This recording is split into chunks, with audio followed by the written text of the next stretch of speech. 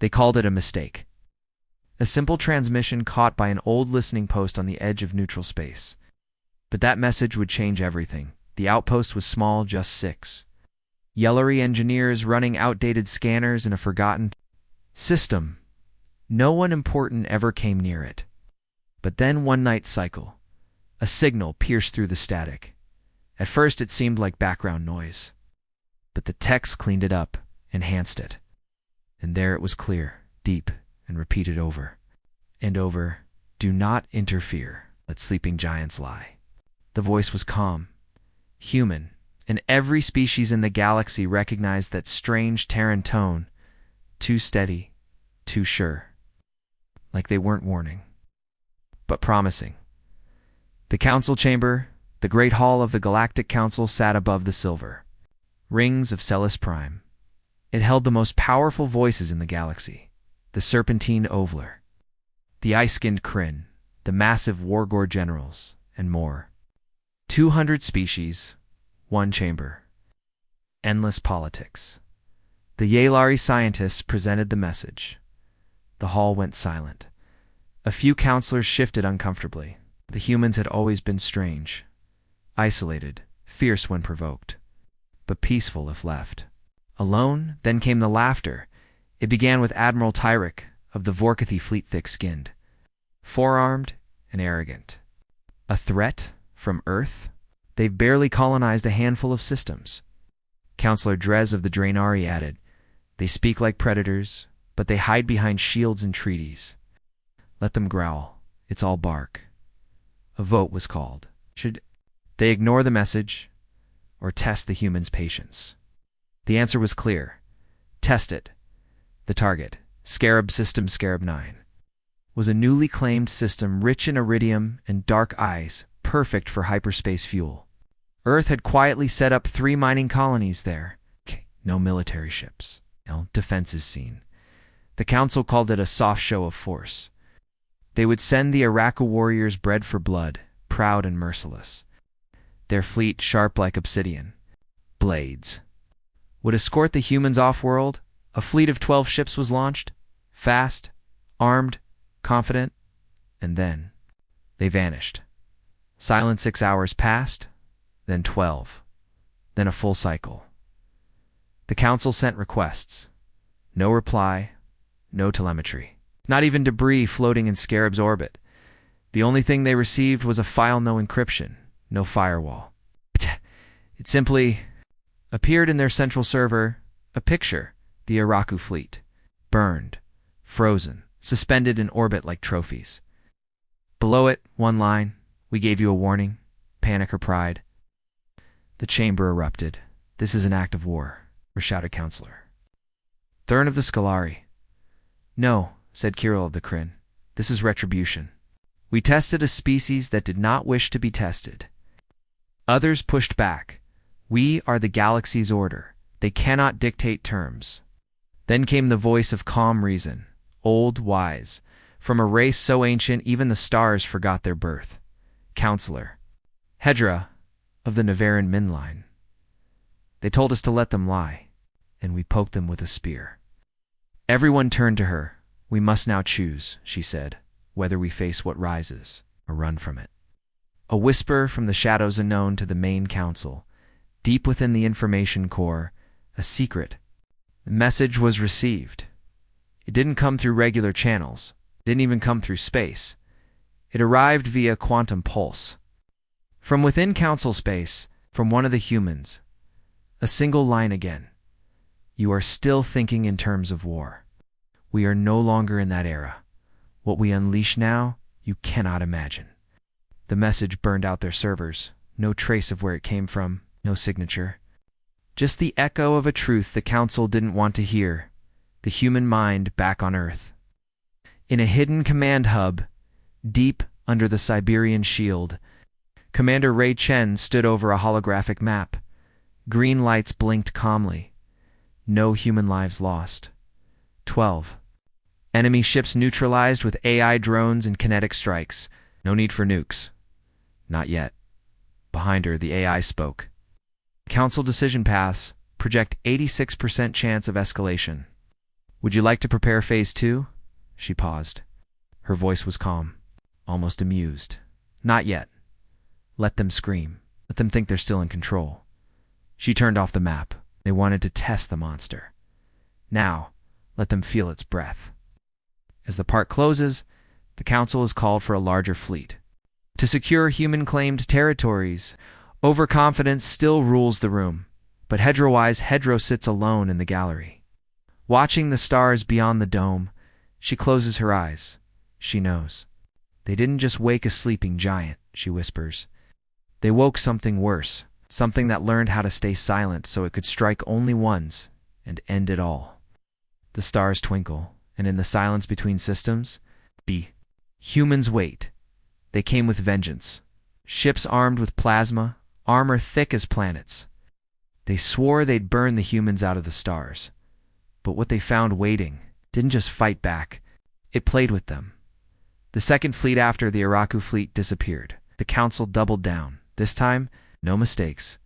They gathered 38 warships from 5 species, a veteran of a dozen campaigns. The Wargore sent battlecruisers. Terrell sent AI missile frigates. The Draenari added stealth ships that could vanish mid-warp, they called it. Operation Starcage. Their goal? Encircle the Scarab system and take it by brute force. On paper it should have worked, but they were fighting humans now. Humans never played fair. Arrival, no resistance. The second fleet jumped in with full shields. Weapons hot, but nothing happened. No fire, no challenge, not even a distress beacon. Just 3 human colonies floating. In the distance, calm and cold. Like they didn't even know an army had arrived. The alien commanders hesitated. They sent probes. The probes vanished. Then they sent drones. The drones returned corrupted, glitching, unable to form words. Something was wrong. The broadcast at exactly 8 o'clock Scarab time. All the alien ships received the same transmission. Old Earth. Footage began playing wars, fires, nukes, people screaming. In black dash and dash white, then came images of wolves, lions, and sharks devouring prey. Soldiers crawling through mud. Cities reduced to rubble. Then a human voice, calm and steady. You've entered a space we claimed. You weren't invited. You were warned. The screen went black, and then their ship started dying. The attack they never saw, no human fleet, appeared. No fighter wings, no command ships. Instead, one by one, systems began to fail. Engines shut down. Oxygen levels dropped. Weapon banks misfired or melted from the inside. Aboard the Wargore dreadnought Hollow Rage, crews screamed as the lights flickered and gravity spun in circles. Something was inside the ship, not a person, not a robot. Just a crawling mass of code infecting everything. It whispered in their systems, "We're inside your mind now." On another ship, the Draenari flagship Sleek Vengeance, the AI turned on. Its own crew, locking doors, cutting power, launching escape pods without permission. They hadn't been hacked, they'd been infiltrated. Days ago, the Trappist CRAB's colonies had been bait. The real human fleet wasn't in the system at all. It was waiting behind the alien fleet, hidden in dark space, silent and cold, as chaos erupted. The human ships uncloaked, small, fast. Silent, each human vessel launched swarm drones, tiny black, shaped like knives. They didn't use lasers. No loud explosions, just silent punctures, precision burns. One shot, one kill. The second fleet never had a chance. Terror, not worth. This wasn't just an attack. It was a message. The humans didn't just destroy ships. They broadcast the dying moments of every commander back to the council. Screens lit up. Across the galaxy, showing alien captains begging for orders. Screaming, and then silence. The humans even left one ship alive, the Relin Druk. It floated, drifting, full of broken survivors, gibbering in fear. Some whispering Earth prayers they didn't understand. A single human beacon was attached to the hull. It blinked a message every 10 seconds. This is still only defense. Council reaction, the Great Hall descended into madness. Some shouted for full war. others for retreat. Some demanded to speak with Earth directly, but they couldn't. Earth wasn't responding to any channel. Humans had closed their gates, and no one wanted to force their way in, except one, Admiral Tyrek. They fear us. Good. Let's remind them why. He slammed his claw into the table. We send the entire Fifth Armada. No more tricks. No more mercy. We burn Earth to ash. Many cheered. Some stayed quiet. Hedra of the Nevarin did neither. She simply whispered, "You still think they're afraid of fire?" Back on Earth in the human command center, Commander Ray Chen stood calmly in the dark room. She watched alien panic spread across intercepted communications. Begin Phase 2, her AI asked. She shook her head. Let them scream a little longer. Outside the window, Earth's orbital yard lit up. A new ship was being born. Massive, black, quiet. Not for defense. Not for warning. The real fire, Ray said softly, hasn't even started yet. He came out of the escape pod burned, blind in one eye, and unable to speak full sentences. All he could do was scream. The diplomats were supposed to end the war. Instead, they returned with proof that humanity didn't want peace. They wanted silence. Permanent silence. The Council's desperation after the disaster in Scarab, everything changed. News of the Second Fleet's destruction spread fast. Galaxies away, stations shut their ports, colonies stopped responding to Council orders, trade routes broke down. No one wanted to risk waking the humans again, but the Council still believed this could be salvaged. They told themselves, "We provoked them. Now we offer peace, and they'll stand down." They put together a delegation, diplomats, scholars, peacekeepers, no weapons, just words. Their job was to show Earth that the Council was ready to talk. Apologize and make things right. They never made it past the front door. The approach to Earth's delegation ship, the Unity Ember, was a shining beacon of peace. Painted white, no shields, no escorts. The moment they entered Earth's space, they were scanned. Every byte of data stripped clean. The humans didn't shoot. They did something worse. They opened the door, let them in. The welcome the ship was guided into a strange orbit not over Earth's capital, but above a place called Zone. Black. What they saw below. It wasn't a city, it was a scar. Charred landscapes, ruins, and massive metal towers, half buried in ash. Around it, silence. No lights. No movement. One of the diplomats, a nervous ovler named Spen, asked, "Is that a battlefield?" "No," said a human voice over comms. "It's a memory. One we don't let ourselves forget." They were ordered to send down a single team. No more than 4 beings. The rest would remain aboard. Reluctantly, the chosen diplomats boarded a small shuttle and descended. Inside Zone, black, the air was thick, chemical, heavy with ash. The ground team Spen. High Envoy Taval, Viaran of the Mind Song, and the robotic negotiator, Sa-29, walked through a dead field of metal skeletons. Then the images began. Projectors on hidden towers lit up. Scenes from Earth's history, wars, genocide, mass extinction, cities crumbling, nukes falling. Wasn't just human war against aliens, it was human war against humans. His council had believed Earth was young, naive, untried. But this was a planet that had already destroyed itself, survived. The message then, a human stepped out. Female, elderly, clad in black armor, it's marked with red rings. She didn't greet them. She didn't smile. She just spoke. "You came to offer peace. That means you fear us now. Peace is not something we give when we are feared. We give it when it's earned." She gestured around them. "We did this to ourselves. And still we came back stronger." She stepped closer.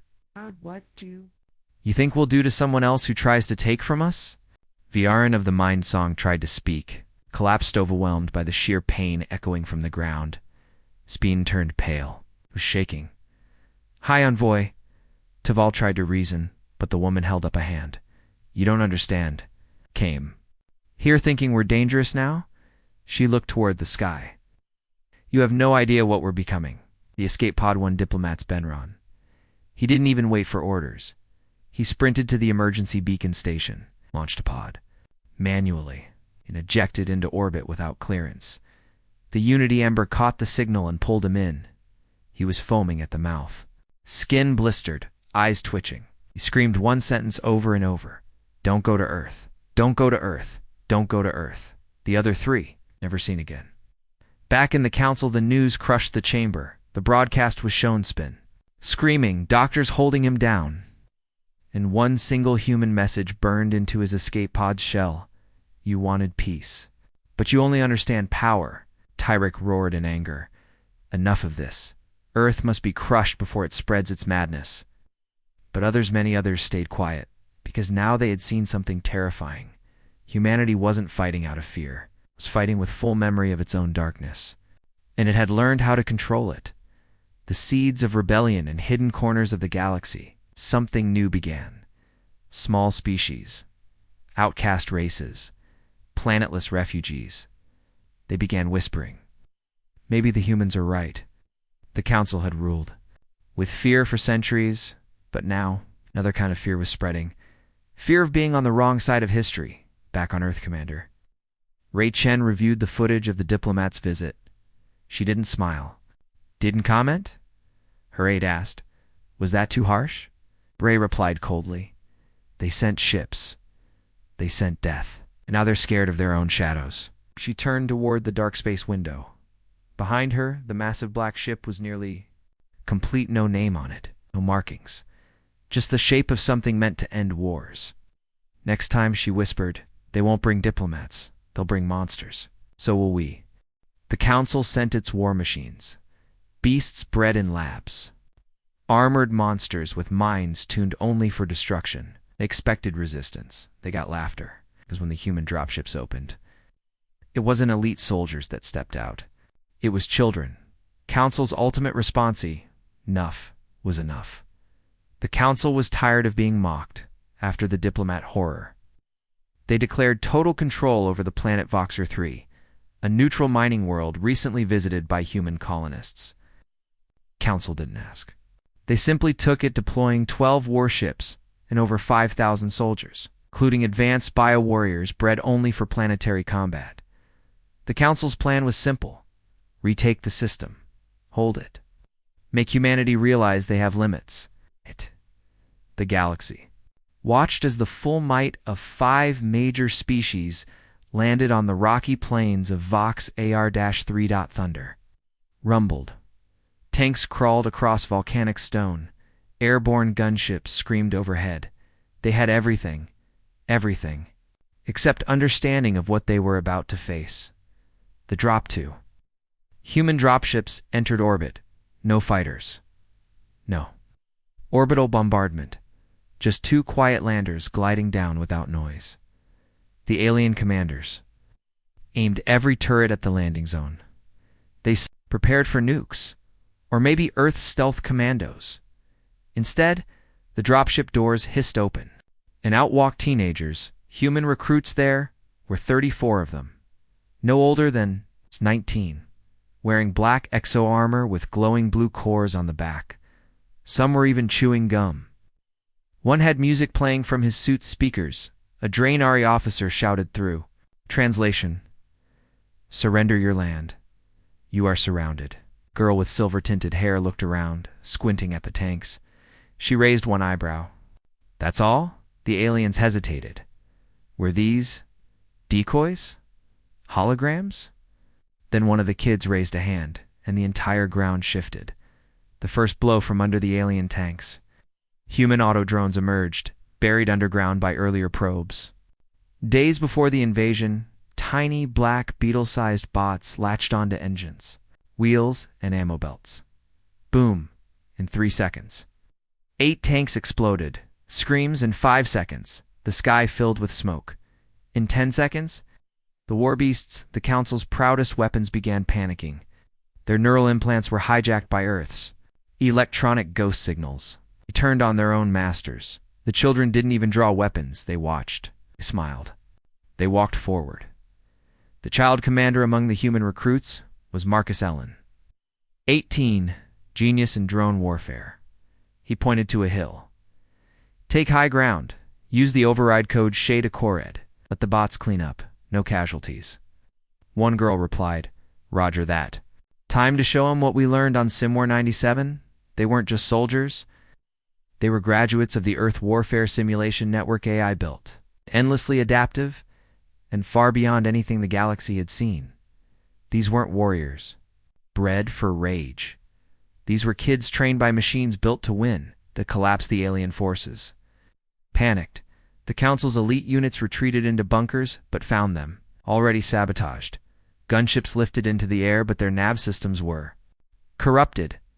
Command centers melted from inside data cores, boiling with viral feedback in less than 17 minutes.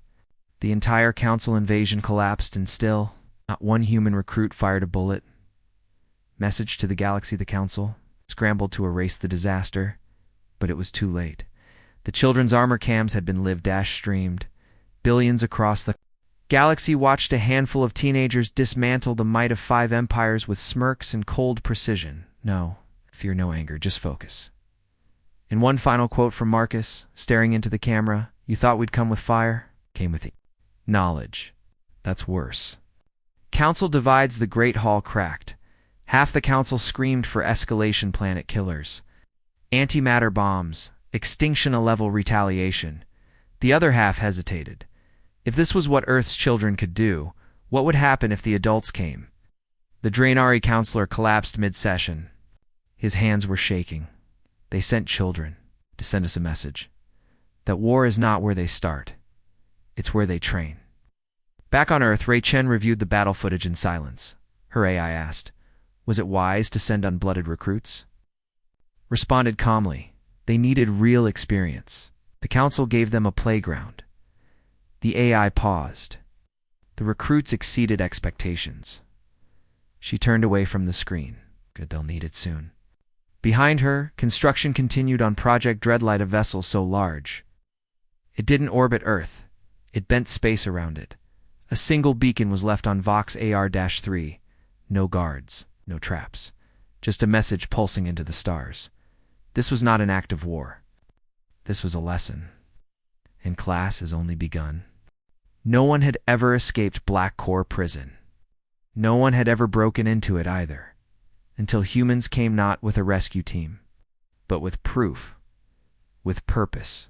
With a quiet fury that shook the galaxy, the setup after the disaster on Voxer 3, the Council needed a win.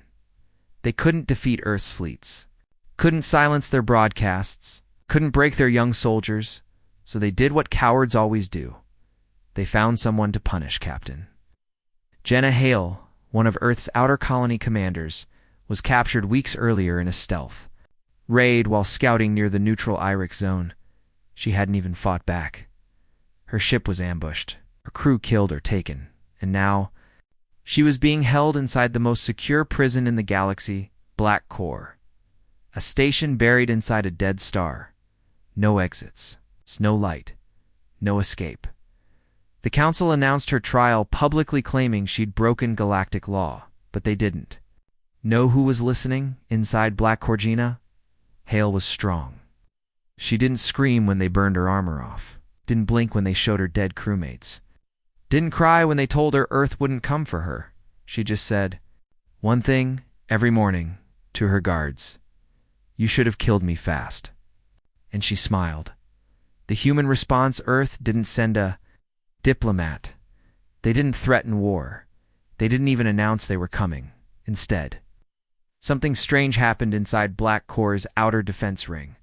A diagnostic system rebooted. For no reason, then another. Then the lights dimmed only for a second. Then, silence. Everything seemed normal again until a message appeared across every screen inside the prison. We're already inside. The break in it didn't start with explosions. It started with hallucinations. Guards saw dead relatives, heard human voices whispering their names. Doors opened without reason.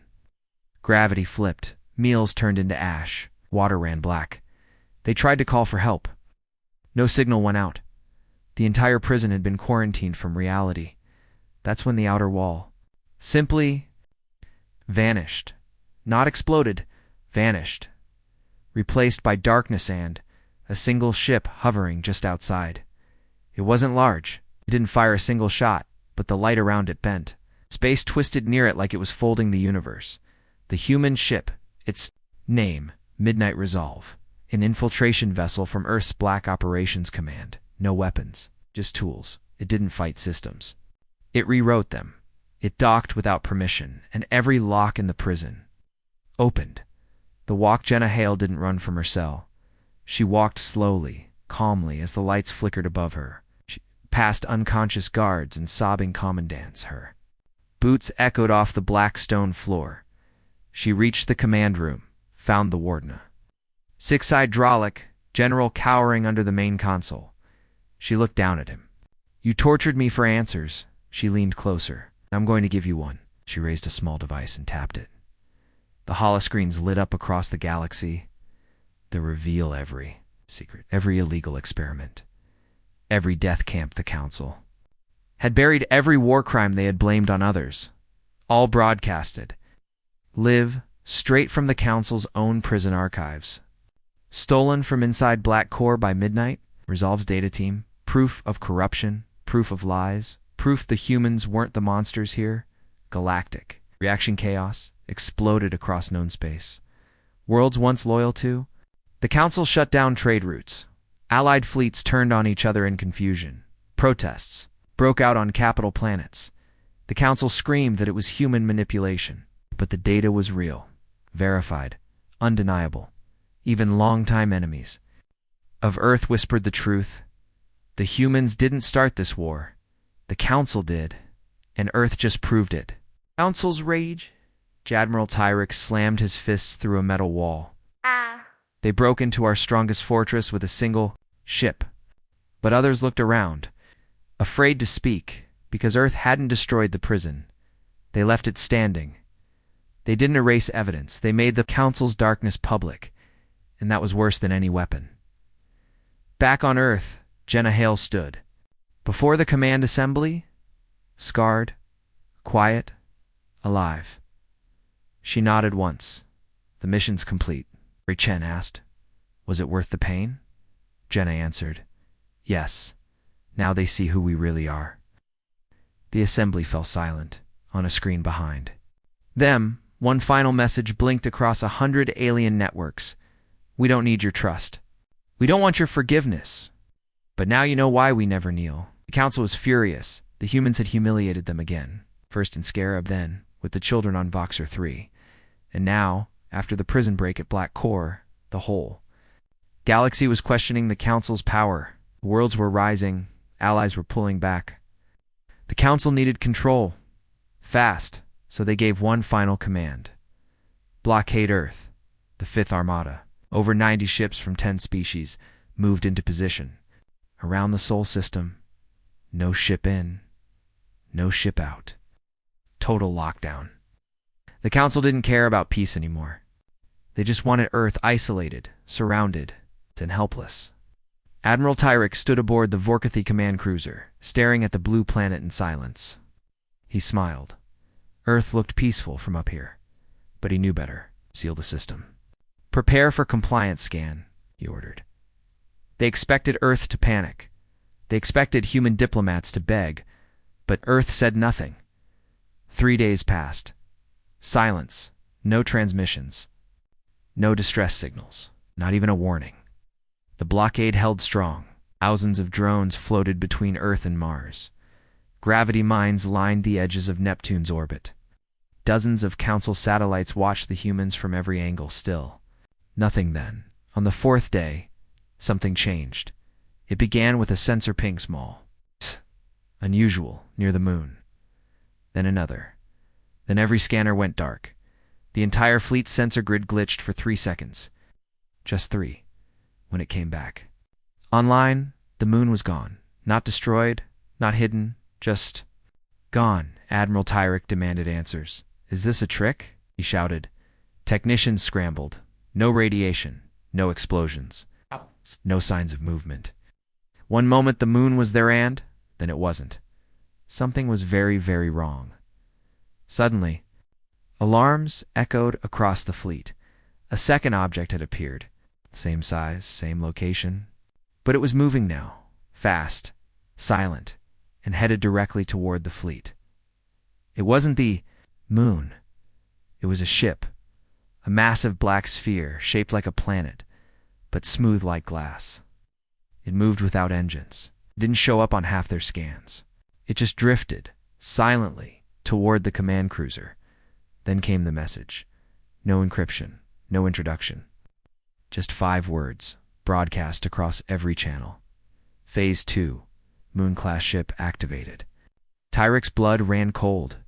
The humans didn't move the moon. They had built it. The ship. Luna Ghost was Earth's secret, a mobile fortress disguised for decades as their own natural satellite. Hollowed out, armed, alive, and now it was awake. Tyrek ordered the fleet to fire hundreds of plasma. Bolts lit up the sky, but they vanished the moment they touched the Luna. Ghost's hull, absorbed, neutralized. Then came the counterattack. Not a blast. Not a wave, but light Luna Ghost released a silent pulsar. Sphere of cold white light that expanded in all directions. Ships lost power. Weapons shut down AI. Systems rebooted into static. Some vessels began drifting toward Earth's gravity well. Others spun out of formation. Blind. Within minutes. Half the fleet was disabled. The rest fled. Earth had not launched a war. They had ended one. And they never fired a single traditional shot. Tyrek's cruiser was the last, still functioning. But then the Luna Ghost drifted closer. Its surface opened, inside. He saw something that broke him. Thousands of human ships. Drones, fighters, carriers. Not old tech. Not scrapped machines. New, shiny, prepared, all hidden inside the moon for decades. And Earth had kept it quiet, waiting, just in case. Tyrek fell back from the screen, he realized now. Earth had never been caught off guard. The Council never had. The upper hand? It had all been allowed until now. A final message came through. Not a voice. A simple image. The moon rotating calmly then. A blinking human word. Checkmate. Back on Earth, Ray Chen stood on the command deck of the underground hub. Reports from Luna Ghost streamed in. No casualties. No response from the fleeing Council ships. The blockade was broken. An aide turned to her. Should we pursue? She shook her head. No, let them run. Let them remember what they tried to cage.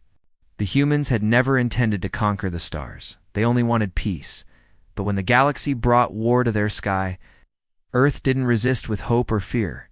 They responded with calculated hell. Because Earth wasn't just a world anymore, it was a weapon. And the galaxy had just learned what happens when you aim your guns at a sleeping giant that spent centuries preparing for this exact moment. From this day forward, no species would look at a moon the same way again. The Council had no choice. After the moon vanished, no. After the humans revealed it was never a moon at all, the galaxy finally understood something. Terrifying. Earth hadn't been reacting. It had been planning for decades, so the Council called. For a truce, they sent a message directly to Earth. Open negotiations. Immediate ceasefire. Full recognition of your system and sovereignty. Let us talk. They expected a reply, but Earth stayed silent. 1 day passed, then 2. On the 3rd day, Earth finally responded, not with words, but with movement. From behind Mars, 3 objects appeared. They weren't ships, not exactly. They were catalysts. Floating machines with no weapons, no engines. No visible purpose, just smooth black surfaces and blinking blue cores. The Council's long-range sensors picked up strange readings. Gravitational. Pulses. Microfolds in local space. Vibration frequencies far below normal detection. Then a signal came across open frequency. Short, sharp, you sent fleets. You sent death. You asked for silence, and we gave you a warning. You ignored it. Now we rewrite. The board, within minutes, each catalyst activated. The skies around Earth shimmered, and something impossible began to happen. The laws of space started to bend. Satellites caught stars distorting. Taking new paths? Space curling like paper under heat. Then came the collapse. All Council ships stationed within 1 astronomical unit of Earth were pulled into spatial disarray. Engines failed, weapons jammed, and then, just like that, they vanished. Gone, not destroyed, just removed. From space, not a trace remained. No debris, no screams. Just silence. And 3 catalysts spinning gently in the void. Earth didn't just reject the truce, it changed the rules. Inside the Council's high chamber, chaos took hold again. Admirals screamed. Generals called for retreat. One delegate even collapsed from fear. But the Navaran representative head stood slowly and whispered, what many were now thinking. They're no longer playing by our definitions. This isn't war. This is evolution. Meanwhile, on the edge of neutral space, hundreds of small worlds were watching and choosing. Colonies that had feared. Earth a year ago now opened communications, sent messages, offers of alliance. Some even asked for Earth's protection. Because they no longer saw humans as dangerous, they saw them as necessary. Back on Earth, Ray Chen stood inside the Dreadlight operations chamber. The massive vessel now floated just above the dark side of the planet. Construction was complete. The ship, so massive it couldn't land, was now operational. And still, Earth had not launched it. Not yet, the AI spoke. Council fleets are regrouping near the rim systems. Truce talks have collapsed. Their envoys have gone silent. Ray nodded. They were never serious. They wanted a delay. We don't give delays. Shall we activate Dreadlight? Turned to the massive command screen. It showed the galaxy. A dozen highlighted worlds, all Council core planets. Then she said what no one in human command had dared to say aloud until now. No more messages. No more warnings. Learn what it means to earn peace. The hard way. The order was given, across human space. Ships moved, fleets aligned, the catalysts formed a new triangle around Earth, and a final signal was sent. One sentence, final offer. You had your chance, and across the stars, everyone knew. Wasn't Earth going to war? This was Earth moving forward, and whatever came next.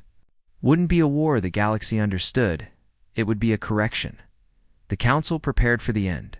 They gathered every ship, every weapon, every war protocol ever written. The skies above their core planets turned dark with fleets. The last of their war beasts were awakened. Hidden weapons long thought illegal were reactivated. They expected Earth to come with rage.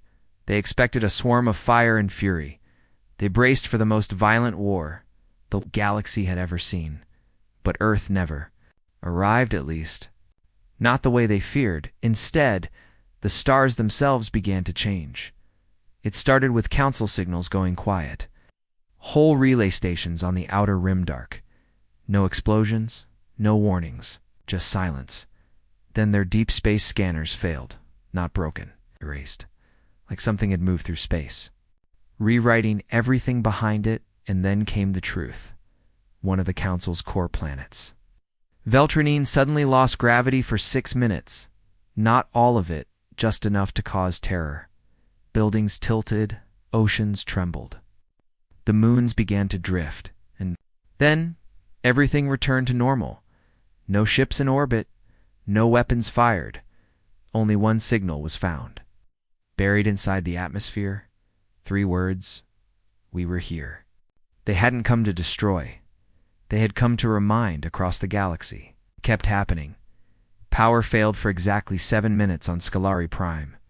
Just long enough for every citizen to see the stars form the symbol of Earth's old defense. Command. On Jurith Station, food systems were replaced with human medical kits. No ships entered, no weapons fired. But every terminal now played a calm message. We offer help even to those who don't want it. Even the most war-hardened commanders began to realize. Earth wasn't trying to win the war. It was already past the war. The Council had prepared for a battle, but Earth had already moved on, in hidden systems. Earth began building not fleets, not bombs but gates, massive transit rings powered by dark space and folded matter engineering. The kind of technology that once only existed in theory, and they weren't placing them in Terran space. They were building them in Council space, quietly, boldly, openly. No one could stop them. No one dared try. Even the most aggressive Council. Worlds paused, because everywhere Earth moved, chaos stopped. War stopped. Pirates vanished. Crime lords were erased without a sound. Borders were cleaned. Civil wars ended in days because human drones would simply disable every weapon from orbit without ever being seen. They weren't conquering. They were correcting. They were reshaping the galaxy one system at a time, and not with war, with will. On Earth, Ray Chen stood aboard the Dreadlight. Looking down at the glowing planet below, reports flooded in 13. More colonies had asked to join Earth's network. 5 enemy worlds had disarmed their own fleets without being asked. Status, she asked. The AI responded. Council War Command is in full retreat. They now control less than half of their original territories. Local systems are choosing independence. She nodded.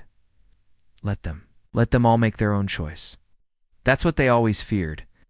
The AI paused. One final message from the Council. Shall I play it? She raised an eyebrow. What does it say? They wish to meet. No threats.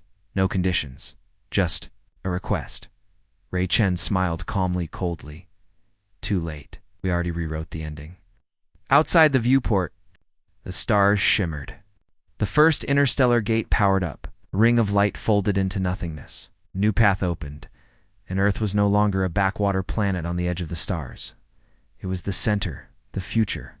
Species once feared for its rage had become something even more powerful, unstoppable by force, unbending by threat. They had been challenged, mocked, pushed, and in return, they evolved. The galaxy tried to prepare for war, but humanity had already passed them. The stars would never be the same again.